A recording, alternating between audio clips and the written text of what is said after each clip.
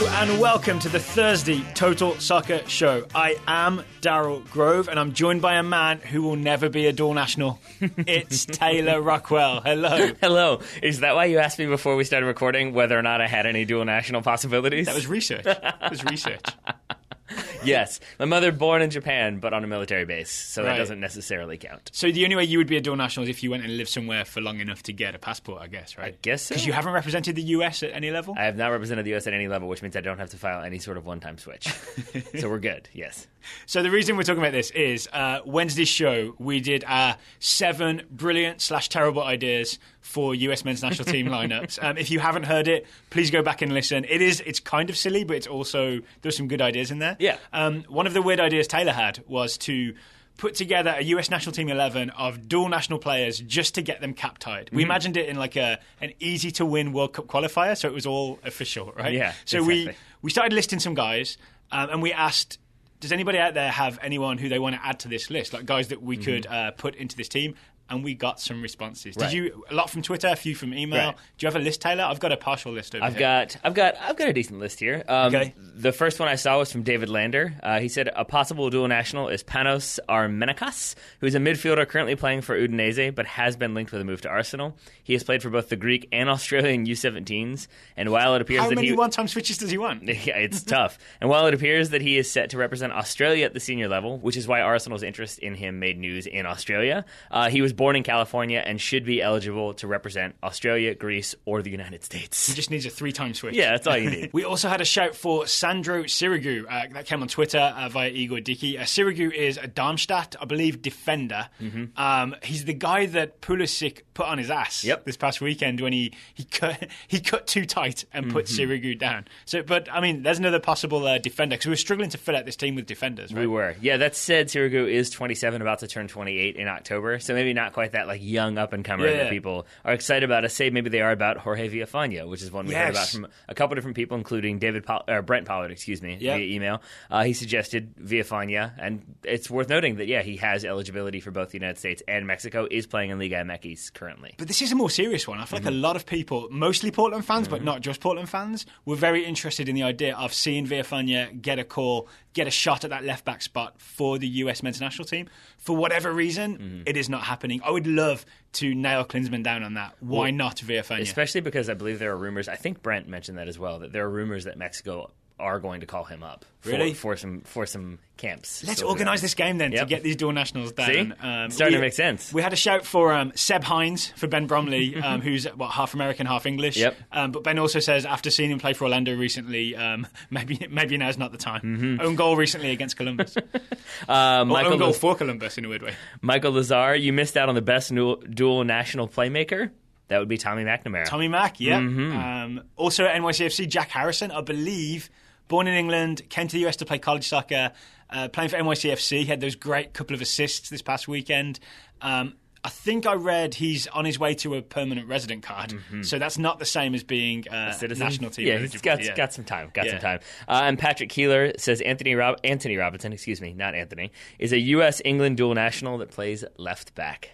Could work. At Everton. I think we got more on him later. This is correct. Okay, any more dual nationals that weren't included in yesterday's show and we didn't just list, email them to us, contact@totalsoccershow.com. Maybe put dual nationals in the title. We can get like a big database together and figure out how many people we've got. And we did have some shouts for CCV, Cameron Carter-Vickers. More on him later as well. And we did mention him on that show. But I feel like now maybe it is worth noting that, we should get him in here, just in case. Yeah. Starting to play for Tottenham, maybe Big Sam gets some ideas. Yeah. We don't want those ideas to come to fruition. Because we thought, he's been playing for U18s, U20s, U23s, he's in the pipeline, it's all good. But it's not official until you put a cap on his head, right? Until you put, a proper FIFA match cap on his head. Maybe we should do that. Yeah, because someone could have spotted him playing for Spurs against Gillingham and been Yes. So we continue to have the call out, and eventually we'll draft our uncapped 11. That's what I think we should do. Maybe sometime next week. So you've got over the weekend at least to get the shout in.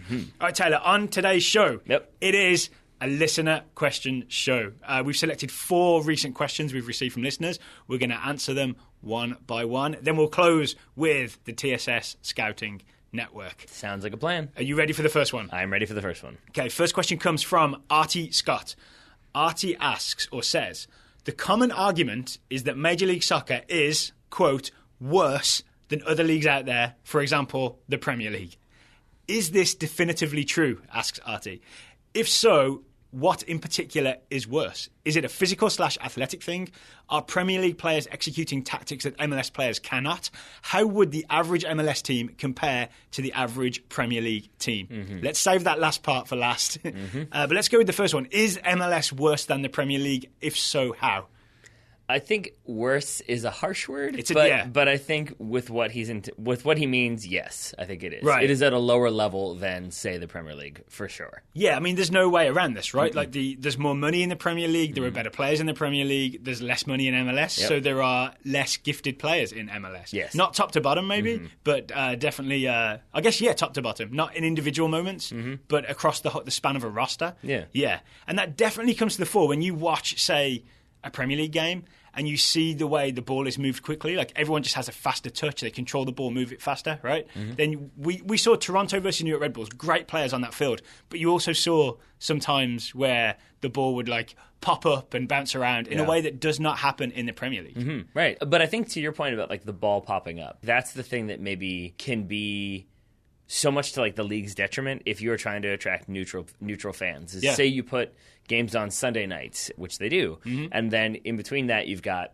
like some Serie A action or some La Liga action, and then you've got Premier League games on Sunday. If you watch those games and then you tune into Major League Soccer, you will see technical disparity. Yep. You will see the ball pop up when it wouldn't in those other leagues. You'll see players. I think the point that you made was about like how quickly they can pass. Yeah, and that's a big one. Yeah, just the quick movement of like the split second that it takes to receive the ball, to bring it under control, to make the decision where to pass it to. Those guys at the higher level just do all of that a tiny bit faster, and that all adds up to a smoother, faster moving game. And this has just occurred to me. A lot of this, to me, if you're talking about standard of play, is about the defending, right? Because MLS spends big money on its attacking players, right? Josie Altidore on big money, Sebastian Giovinco on big money, that kind of thing.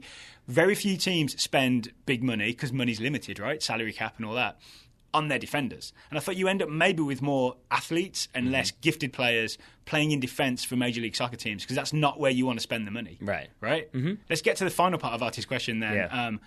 How would the average MLS team compare to the average Premier League team? They would lose. They would lose. They would, right? There's a higher quality top to bottom on the Premier League roster than there is on an MLS roster. Right. I think if you were to put them up against each other in a competitive fixture, if you did like league to league, some sort of weird competition, I'm pretty sure the Premier League are going to win. Yeah. 20 out of 20, maybe 19 out of 20. And there are going to be people listening thinking, yeah, this is obvious. We know all this, right? But, I mean, Artie has asked the question. I think it's one of those things that no one... It's such almost an obvious thing that the Premier League has better players than MLS, that no one actually asks, why is this definitively true? Yeah. So it's worth like going through to check that it is, I guess. Yeah. Mm-hmm. So Artie, I hope we've answered that question. This also brings up some news that came out in the last couple of days, right? MLS is definitely on the up, right? Adding Atlanta and Minnesota in 2017, right? More teams come in, all's looking good. Bad news for NASL. It looks like, according to a Brian Strauss story for SportsIllustrated.com, it was unnamed sources, but I trust Brian Strauss that these are actual sources, that NASL is kind of in trouble. So Ottawa Fury are considering leaving to join USL. Tampa Bay Rowdies considering doing the same thing. Fort Lauderdale Strikers and Rayo OKC both in trouble financially. Minnesota, as we just mentioned, leaving NASL to go to MLS. Suddenly, of the 12 teams, that's 5 that may not be there next season. And then even like the flagship of the 11 teams, sorry, because Atlanta didn't even start the season this year. Yeah. And the flagship organization, the New York Cosmos, obviously, even they like are having trouble, it seems like, getting that stadium financed, so then they're going to continue to play in, they're like, it might be a minor league baseball stadium, it might be another university stadium, and then their attendance has dropped. So it's definitely not as strong as it was, say, a couple years ago. Although the commissioner and the president, I forget if they have a president or a CEO. Bill Peterson, I know, is the main guy. Right, and then they have a president as well, I think. Both of them saying that actually the league is strong, that they expect expansion teams, that there should be 3 or 4 new teams coming into the league. So but they have to say that, right? Exactly. What's your gut feeling, Taylor? Is NASL successfully in operation for 2017? Define successfully. I mean, does it start a 2017 season? I think so. Yeah. But I think it might be sort of that, like, Like, I remember watching the Cosmos documentary, and you'd see those stadiums where they had once in a lifetime, like 13 people in them. Like, not to that extent, but I do think they'll start. But I don't think it will be nearly as strong as it's been in years past, and maybe the writing will be on the wall by mid-season. I think there's a chance this is the beginning of the end, right? And especially as USL keeps expanding. And I've been thinking there are two ways of thinking about what's happening here. There's the argument that's out there that, like, MLS has stacked the deck and made it impossible for a rival league like NASL to succeed. Or there's the idea that the only way to operate a soccer league in America is the way MLS does it, where you have single entity like we talked about earlier, and you control the money, you don't let teams overspend, you make sure everybody is financially viable. And if you do the opposite, like NASL has done, and let teams sort of finance themselves and do whatever they want, you end up with situations where, like, the Fort Lauderdale Strikers are struggling to make payroll.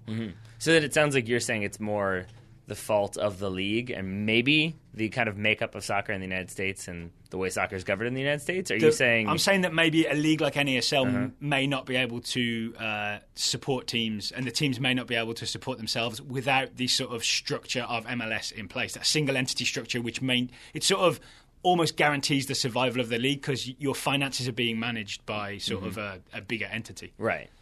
I'm not sure I even 100% believe that, but I'm saying that's one argument for why NASL is failing. Right. And so then the NASL counter to that would be that Major League Soccer essentially, because of its not letting things be a little more flexible, not changing its structure, not allowing for promotion relegation, so that if you're in an ASL team, you're automatically by categorization in the second tier. You're a less desirable destination than, say, Major League Soccer. And so then you're not going to be able to attract the caliber of players. And that's kind of the way it is. It's like NASL saying, well, we can't prove that teams can succeed in a free market because the existence of MLS means there's not a free market. Right. There's this weirdly communist market. It's like how a black market economy might fail in a purely socialist society because it's not allowed proper free access. And I feel a little bit like this is quicksand because black market NASL. So you going black market, I'm going quicksand, because I think the more I start to think I have a grasp on who's at fault in my mind and the overall situation, the more it gets murky. Because then I would say, but so if the NASL, the only way that they can kind of get things to change the way they want them to be is to have leverage to force Major League Soccer to say, look, we're losing market share, we're losing money, we need to make changes. Right. But they're not doing that. So then you're like, well, it's kind of their fault then. But then you're like, well, they can't do it because they have the second-tier categorization, so they can't attract players, so then they have to overspend, which puts them into this situation. And it becomes this weird, it's kind of everybody's fault and no one's fault, but at the end of the day, it probably doesn't look great for a country that's bidding for a World Cup in the future to be losing its second-division league. So, and to be clear, NASL has not said we are folding. It's just that things look a little shaky with 2 to 5 teams exiting next season. It looks. It reminds me of when, I forget the season. Forgive me. When MLS contracted and they got rid of the 2 Florida franchises. Early 2000s, right? Yeah. And it was that same sort of no, this is a good thing. And in that situation, it obviously proves that it was. It wasn't necessarily a good thing, but it was not. In hindsight, it's a good thing. Right. At the time, it was a little bit worrying, and it sort of feels that way right now with NASL. That it's I can see how maybe this is good, and maybe you're getting new lifeblood and new franchises, and then you'll rebrand and regroup. But it still feels like things are kind of collectively not good. While at the same time, you have franchises jumping to Major League Soccer, and you have franchises jumping to the USL. I'll tell you what I would prefer. Right, I would prefer that there was no longer this weird rivalry. NASL's in this weird spot where they're rivals to MLS, which they're not. By the way, they all say we're friendly competitors. Yeah, but I mean, so I've interviewed arts organisations in Richmond that say, we're all part of the big arts scene in Richmond, but then they all fight over funding secretly behind the scenes. Of course. You know what I'm saying? So they're sort of rivals to MLS and NASL, but they're also sort of rivals to USL, right? And they've pushed USL down to Division 3 status. That's their category, but they can't get up at MLS in Division 1 status. And there is this weird kind of infighting thing. I would much rather see everybody on the same page. I would for example, when we're doing the Richmond Kickers games, I would like to be able to see all those East Coast teams come and play. I'd be very happy, actually, if, say, is it Tampa Bay Rowdies might come to USL? I'd personally be kind of happy about that because it means next year we'll get to see Joe Cole and Freddie Adu come to City Stadium and play against the Richmond Kickers. So right now there's a separation of it where we'd never get to see that, even though they're operating in a minor league status along the East Coast there's this divide between USL and NASL. I demand clarification. So are you saying that you'd like to see NASL and USL merge? Or are you saying... Yeah, preferably. Okay. I'd rather see all the minor league teams, the non-MLS teams, all get together and then all play against each other. Right, but that's the issue, right? They don't want to be called minor league. Exactly. Yeah. They don't want to be... In as much as USL doesn't want to be called the Reserve League. I say that only because I'm pretty sure that's what Brian Strauss called it in his article. If you're doing that, then you're in the NASL automatically accepting that we are the second tier league, which I think they don't necessarily want to do. Right. And then the larger point, obviously, is that if you have those two merge, NASL and USL, then they're going to be the second tier with no promotion relegation in place, which again means that they're stuck being the second tier league. Isn't there a chance that we get everybody on the same page, though, and then maybe at some point there's some merger with MLS, and then we just have one big soccer system, and you maybe can have promotion relegation, like MLS 1, MLS 2, MLS 3? Which sounds really lovely, but then you still have the idea of single ownership, single entity structure. Yeah. NASL stands in opposition to that, and I think for good reason they have their arguments why that doesn't make sense. And I think you can go back and forth on like the theoretical aspect behind it. Yeah. But I think it's frustrating at the end because it would be nice to see 3 leagues, 3 tiers where you do have promotion relegation. But it just seems like there's so many impediments for so many different reasons that it seems unlikely to ever occur, at least in the near future. Well, can we just leave it on this note then? Whatever happens with the leagues, and also NASL is kind of weirdly alien to me because we live in a USL That's the town, other big part right? of it, yeah. But I'm sure there are people like in Fort Lauderdale where NASL is the thing they think of as we think of USL, as the league. So I think the important thing is that people have professional soccer teams to go and watch. So all I'm hoping for, whatever the shake-up is, I just hope people have more professional teams in their town than they did last time. Agreed. Or more towns have professional teams than do this time this year. Am I making sense here? I think so. Whatever happens with the league, you want people to be able to watch soccer live. Yes, that's it. In person. That's gotcha. it. That's the better way of saying it. I'm with you. I am with you. All right, this is going to be a developing story as well, so we'll have more on this as things unfold. Yeah.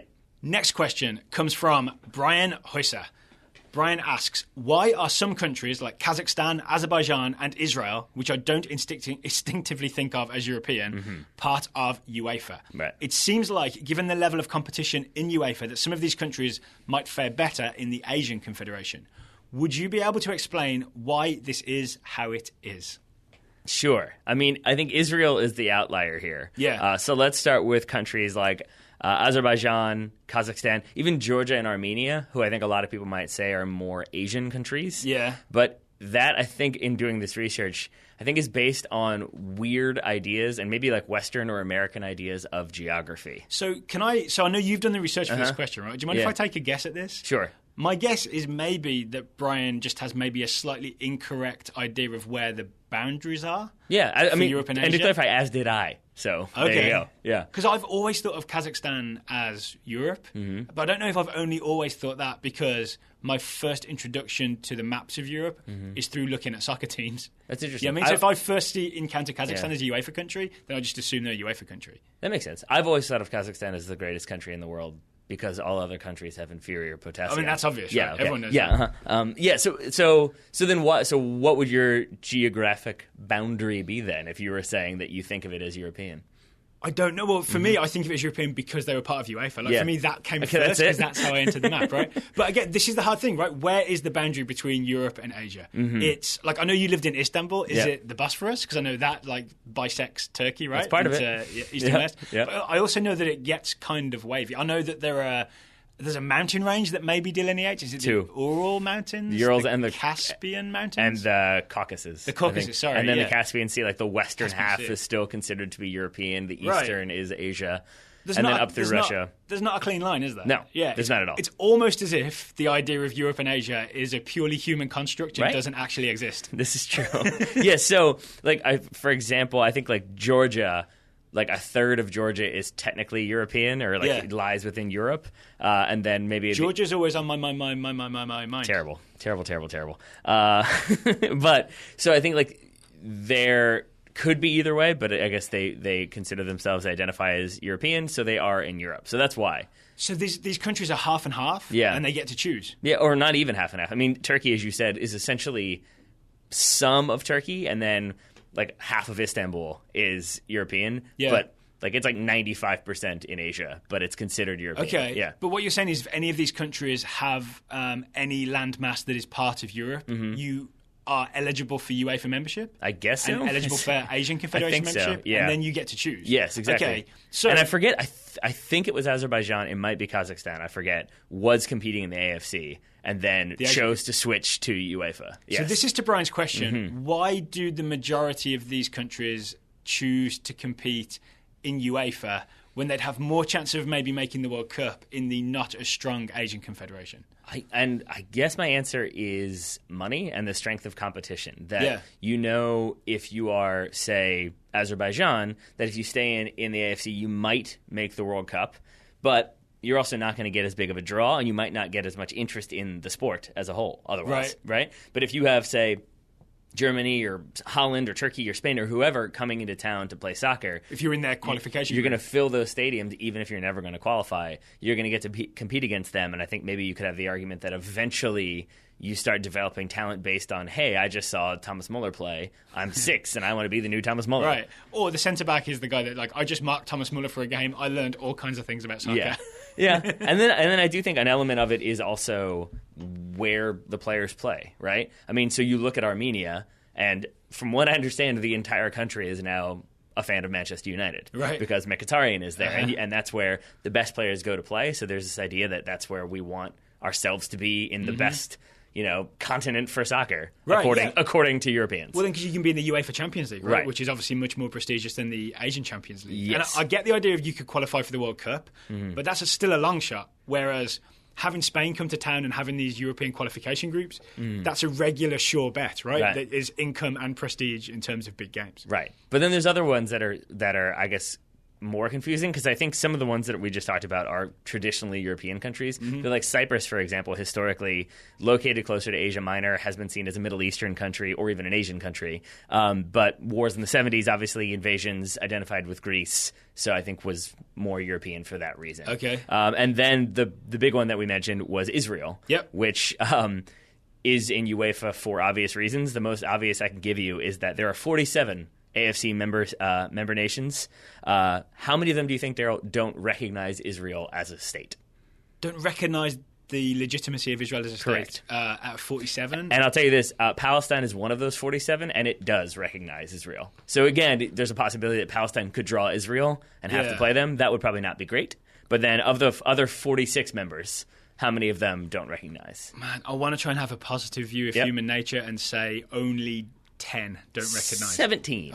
17. And, some of, like, North Korea is in there. Okay. But, I mean, a lot of the Arab League countries, and then even, like, Pakistan doesn't recognize Israel. So playing in the AFC, less likely for Israel. Yeah, less so it would be a security concern. Else, right? Absolutely. So is that why Israel are in Europe? Yes. Yeah, okay. There you go. So that's my answer for why you have countries that seemingly shouldn't be playing in UEFA playing in UEFA. Speaking of countries playing in other countries, we also have a question from Alec Brew.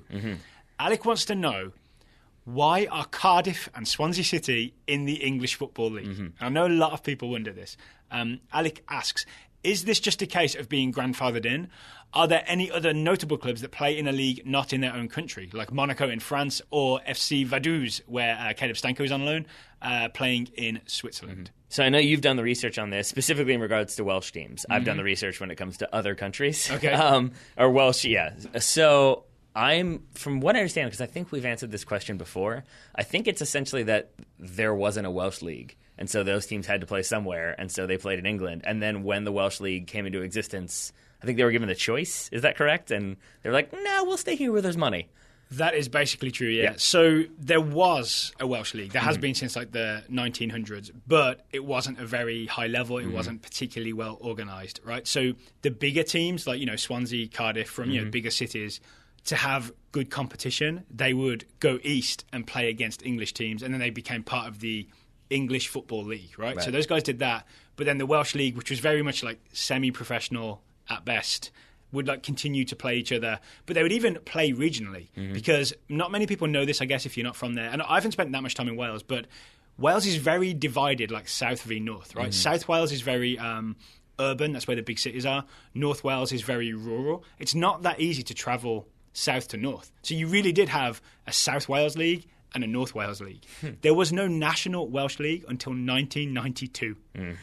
So in 1992, the Welsh FA realised that there may be a threat to the idea of Welsh as an independent football nation if we don't have an actual national football league. Right. So they set up a Welsh Premier League, which was the first sort of professional, and even now it's kind of mostly semi-professional with some professional teams, national league. And that's when those teams had to decide. So they were Swansea and Cardiff, and those were invited to come and play. They said, no, thank you, there's more money over here in England. So I think I've read about this, but I cannot remember. So who governs those teams then? Because which teams? Like Swansea and Cardiff, for example, are obviously subject to the rules put down by the English FA because they're playing in English leagues. Yeah. But you'd also think that Wales would have something to say about the operation of country or clubs that are existing in their country. They do, but they don't have much to do with them because, for example, Swansea and Cardiff don't play in the Welsh FA Cup or anything like that, right? They mostly just weirdly exist in Wales, but play in the English FA system. I think again, this is all from my basic research years ago. I think it's that those large clubs that didn't switch back to Wales or don't play in Wales kind of had the choice, and everybody else has to operate under the Welsh FA. So that was basically it. Okay. It's even that the teams that didn't switch, which were Swansea, Cardiff, Wrexham, Colwyn Bay, and Merthyr Town. Of course. Were kind of the Merthyr Town. Well, they were kind of the bigger teams. Yeah. It wasn't even a controversial thing because the Welsh FA knew that it would be impossible to get, say, Swansea City, Cardiff City to come and play in this semi-professional Welsh league when there's much more on offer over in England, right? The ones that were more of a problem were known as the Irate Eight. No, that's not really what they were called. They were, in a gang of four kind of. You know what I'm saying? Yeah. And I don't have the full list, but the bigger teams are Bangor City and Barry Town. So those were the guys that were they were kind of happy in the lower tiers of English football, but they were persuaded to come and play in the Welsh League. And now, Barry Town is one of the best teams in the Welsh Premier League. All right. So that doesn't sound very irate. That sounds more like the reluctant eight. Well, exactly. But they were irate in terms of you can't tell us what to do. And it was a long-running argument, but eventually the Welsh Premier League argument won out for the most part. All right. But that's why Swansea and Cardiff play in England. It is not, as some people think, because the BPL is the British Premier League. Right. It is not the BPL. The B is for Barclays. It is a sponsorship thing. Right. So to the rest of Alex's question, the big one he mentioned, Monaco playing in France, that's the one that everyone points to because it's a principality. Yeah, who else would they play? Exactly. FC Vaduz is another one. They are, I think... Peasants versus princes, I guess is what they play. Liechtenstein, I think, is where Vaduz is based, but they don't have a league. Now, there are some other ones... I'll say the less depressing one would be San Marino Calcio.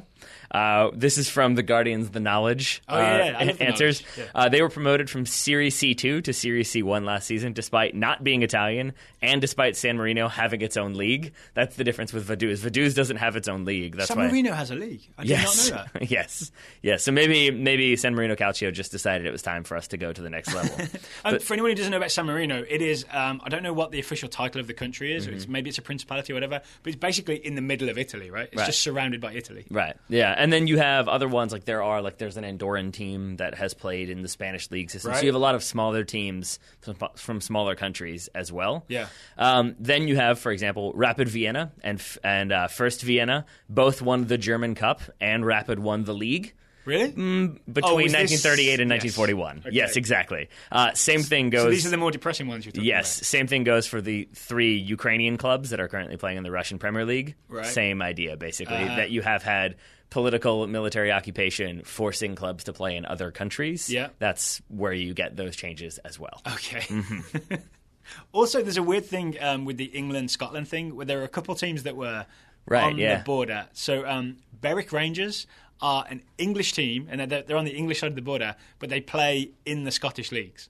And there was a Scottish team called Gretna who played in the English leagues, but I think I did some research, they folded recently. Right. And then I think Ireland as well, Ireland and Northern Ireland, I'm pretty sure there's some crossover there, but I can't say that with club names in mind, so I'll just leave it as There's that. a lot of political history to get into there as well. Exactly. Yeah. So let's just leave that and quickly move on, shall we? The final question of the day comes from Jonathan Holmgren. Thank you, Jonathan, for the question. Jonathan has been watching the EFL Cup this week, and he was surprised to find that Arsenal had beaten Nottingham Forest in the EFL Cup. He didn't know that the game was coming. And so he emailed us and asked, how on earth do the FA Cup and EFL Cup, formerly Capital One Cup, work? How are they different from each other? Jonathan says, I tried reading the Wikipedia article about the EFL Cup, but it made my head hurt. Too many paragraphs about different rounds without any helpful diagrams or NCAA March Madness-style brackets. Right. I tried going to the EFL website to try and find some helpful picture depicting the competition and where my team was in relationship to the opening round and the final. Alas, 'twas for naught. The ESPN app also fails to provide any sort of bracket depicting the progress of these tournaments, and I don't know where to start trying to wrap my brain around understanding them. Got it. And I've got an easy answer to that, which is wait till February when the EFL Cup is done. Then you can draw your own bracket and you can see how it all played out. Because there is no bracket. There is no bracket. Right. That's it. It's every round is a random draw. Right. And then you're paired against who you're going to play against. Right. There is no bracket.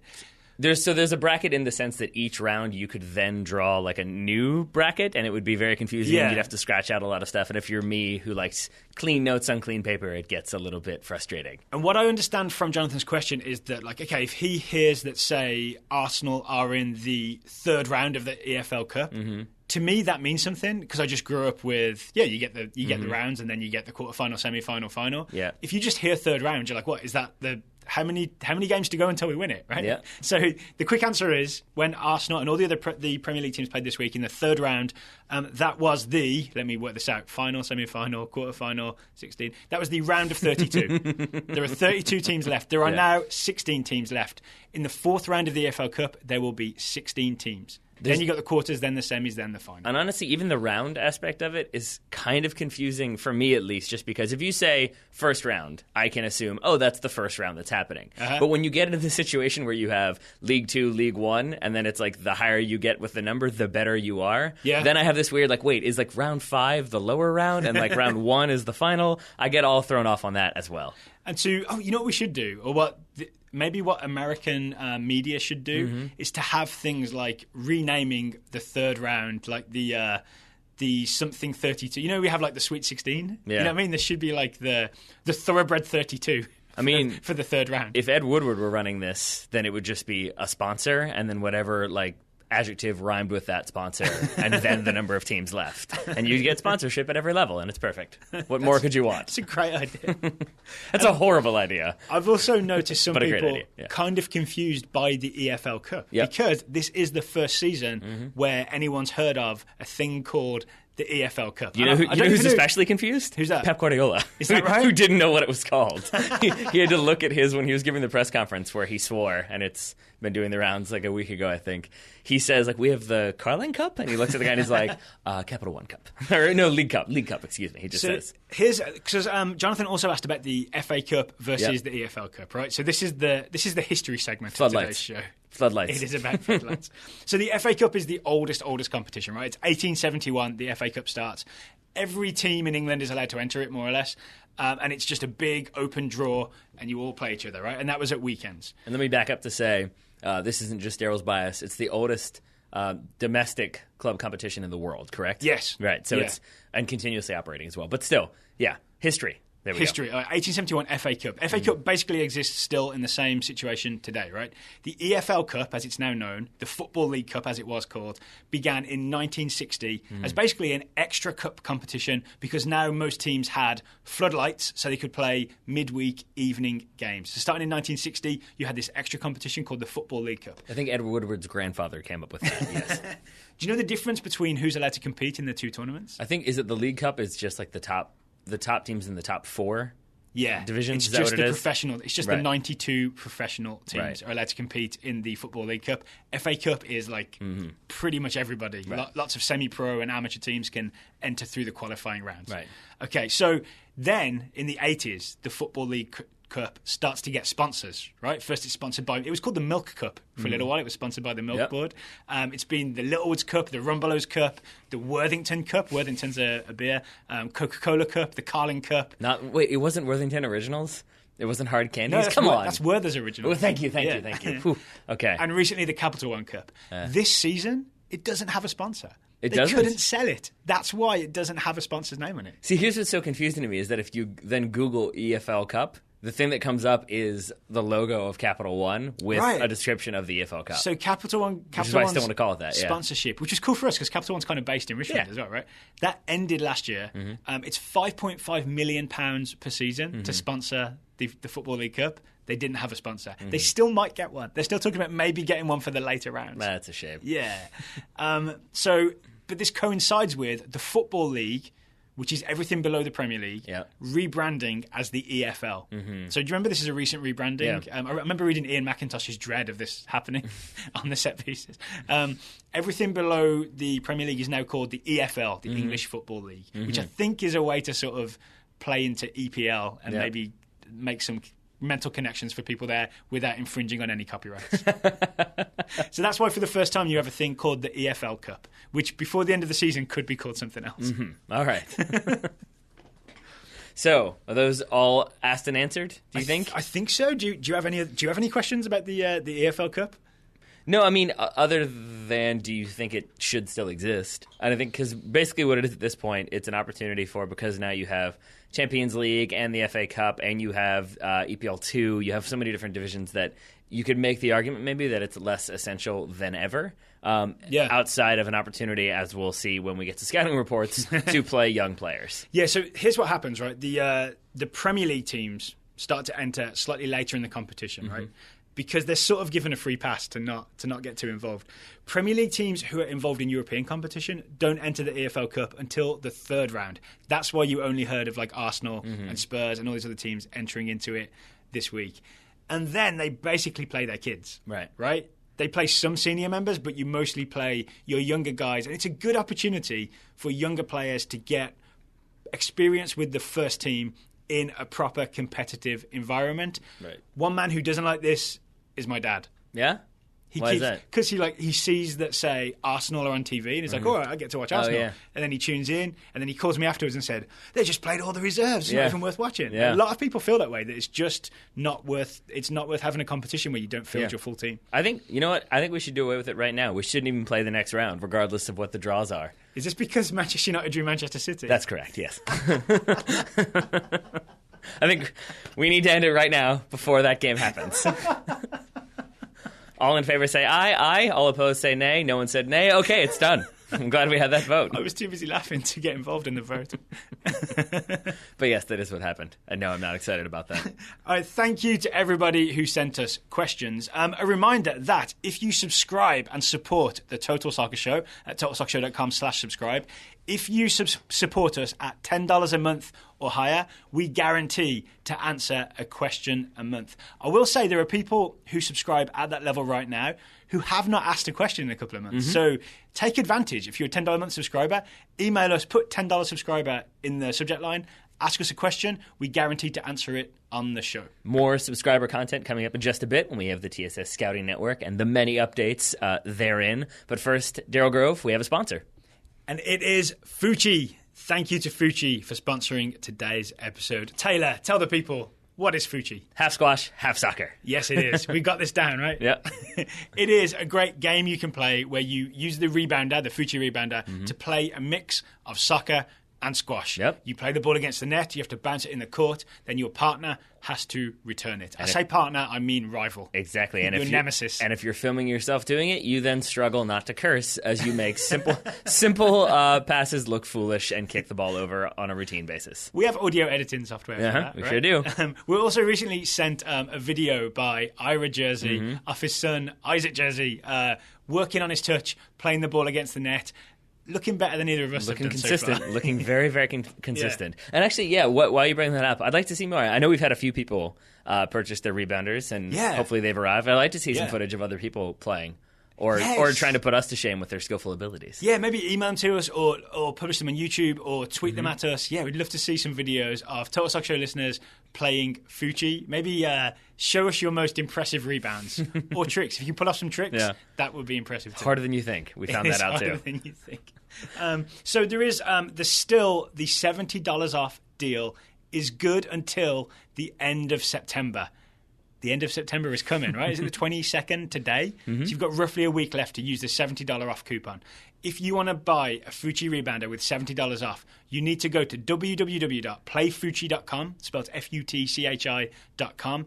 When you buy your rebounder, use the coupon code totalsoccerbonus. All one word, all lowercase, totalsoccerbonus. You get $70 off the usual price. All right. Thank you for that. Thank you to FUCHI, and thank you, Mr. Grove, for going with me to the Total Soccer Show Scouting Network. This is for everybody who subscribes and supports Total Soccer Show. We give you a young player to keep track of. And there was lots to keep track of this week, Taylor, because of the aforementioned EFL Cup. Yep, so let's get right to it. Kate Butchenek up first, scouting Timothy Fosu-Mensah, the 18-year-old defender. Fosu-Mensah made his first start under Jose Mourinho in the EFL Cup against Northampton Town.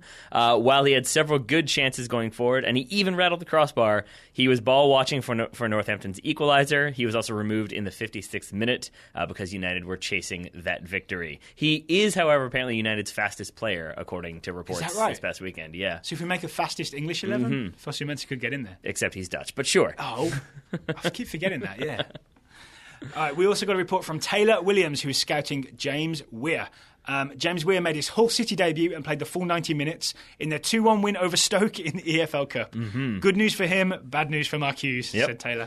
John Adams scouting Shayon Harrison. Harrison missed Tottenham's 4-0 EFL Cup win over Gillingham, not Gillingham, which is what I always want to call them, due to injury. He likely would have started, said Mauricio Pochettino, but he had an injury, so he was out. The TSS Scouting Network, though, still very well represented in this game. Oh, yeah. You had Cameron Carter-Vickers starting, Marcus Edwards coming in off the bench, Harry Winks starting, Josh Onoma starting, Kieran Trippier starting, and Vincent Janssen all starting. Did we get scouting reports about those players? We got a few tweets. We did not get in-depth reports, however. I will say we prefer emails because they're easier to track and collect when we do the readouts of the scouting reports. I do remember seeing the footage of Marcus Edwards, the young English Afro Leo Messi, running down the wing, cutting inside, playing a 1-2, looking pretty good.